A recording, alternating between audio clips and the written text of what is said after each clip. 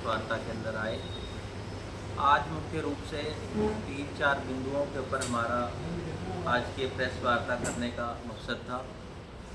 पहला तो 27 जुलाई को हमारे जो विपक्ष के नेता हैं भूपेंद्र सिंह हुड्डा जी, हमारे जो प्रदेश के अध्यक्ष हैं देभान जी, कैप्टन अजय यादव जी, हमारे यहाँ से जो प्रत्याशी रहे आदरणीय राज बब्बर जी और हमारे सांसद दीपेंद्र हुड्डा जी का एक कार्यक्रम यादव भवन में सुबह 10 बजे होने जा रहा है। अभी जितने भी ज़िले हमारे हुए हैं जहाँ पर लोकसभा के चुनाव हो चुके हैं, वहाँ कांग्रेस पार्टी कार्यकर्ता धन्यवाद सम्मेलन कर रही है, तो उसी के तर्ज के ऊपर वहाँ पर हो रहा है।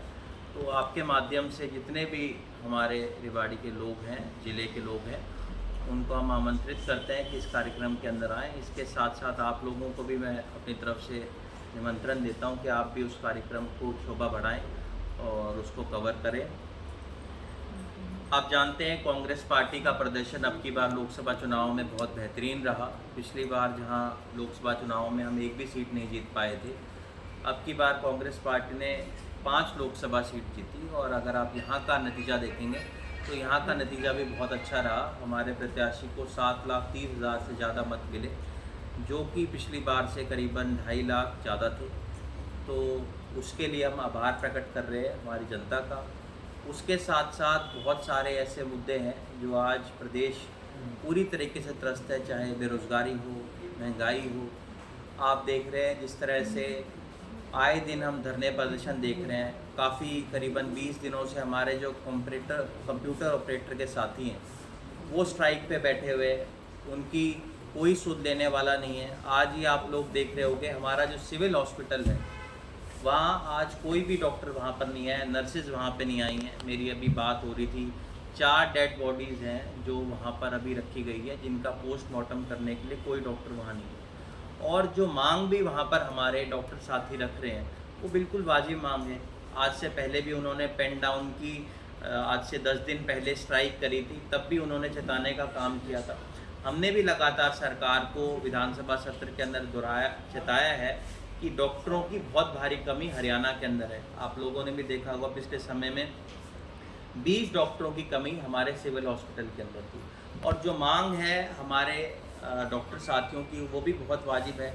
एक तो जो बॉन्ड लिया जाता है मेडिकल के अंदर वो 1 करोड़ रुपए है, उसको उन्होंने मांग ये रखी है कि उसको घटाकर 50 लाख किया जाए।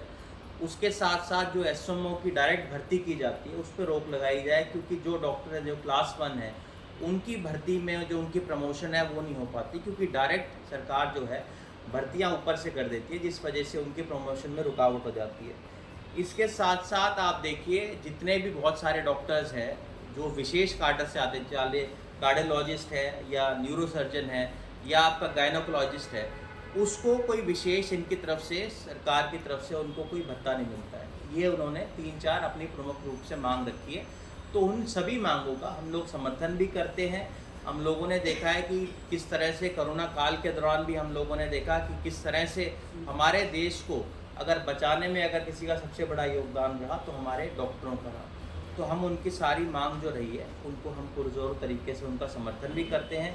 मेरी लगातार बात भी हुई है सरकार से कि इन मांगों को मानना चाहिए और आने वाले समय में जब विधानसभा का सत्र आएगा उन मुद्दों को हम उठाएंगे भी।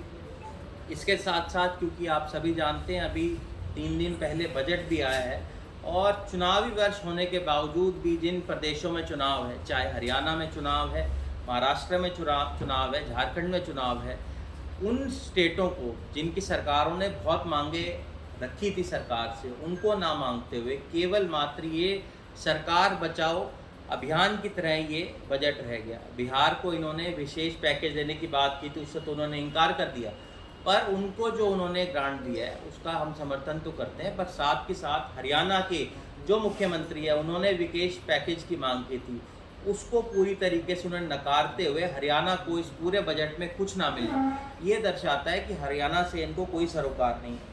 लोगों को बहुत उम्मीद थी कि जिस तरह से बेरोज़गारी आज प्रदेश के अंदर देश में कितनी तेज़ी के साथ बढ़ रही है उसके अंदर कहीं कटौती की जाएगी, पर आप देखिए रोज़गार के नए अवसर लाने के लिए इस सरकार ने कोई कदम नहीं उठाए। महंगाई आज किस चरम के ऊपर है, उसके अंदर इन्होंने कोई कटौती नहीं की। बहुत लोगों को ये उम्मीद थी कि शायद एलपीजी गैस के अंदर ये कटौती करेंगे, उसके अंदर कोई कटौती नहीं हुई। और टैक्स स्लैब भी आप देखेंगे, उसके अंदर भी कोई चेंज नहीं इन लोगों ने किया। तो मुझे लगता है एक जो राहत की लोग उम्मीद कर रहे थे इस बजट से, उसके अंदर उनको कोई मदद नहीं मिल पाई। एक बहुत पुरानी मांग हमारे प्रदेश की थी SYL की, अब की बार तो SYL का नाम भी नहीं था केंद्रीय बजट के अंदर। ये दर्शाता है कि इनको हरियाणा से कोई इनको सरोकार नहीं है। लोगों को बहुत उम्मीद थी कि हमें पानी का जो हक है, जिसके लिए हम लगातार लड़ाई लड़ रहे हैं, उसके अंदर हमें को फ़ायदा मिलेगा, और उसके अंदर कोई इन्होंने नहीं दिया। इसके साथ साथ आप देखेंगे कि 3 करोड़ घर देने की जो बात थी, उसका कोई इसके अंदर जिक्र नहीं है। इसके साथ साथ जो MSP की बहुत लंबी लड़ाई हमारे किसान भाइयों ने लड़ी थी, जिसके लिए इनको आश्वासन भी दिया था सरकार की तरफ से, उसके बाद ऊपर कोई एक शब्द भी नहीं कहा गया। ये दर्शाता है कि सरकार को किसानों से कोई सरोकार नहीं है। छोटे व्यापारियों को भी बहुत उम्मीद थी कि उनको लोन देने के अंदर जो प्रक्रिया होगा उसको आसान किया जाएगा, या उनके लिए कोई नई योजना लेकर आएंगे, पर उसके अंदर भी इन्होंने कुछ नहीं किया। तो मेरा ये मानना है ये जो बजट है बड़ा निराशाजनक रहा है, और एक दिशाहीन बजट हम इसको कह सकते हैं, जिससे बहुत ज़्यादा निराशा लोगों के प्रति है।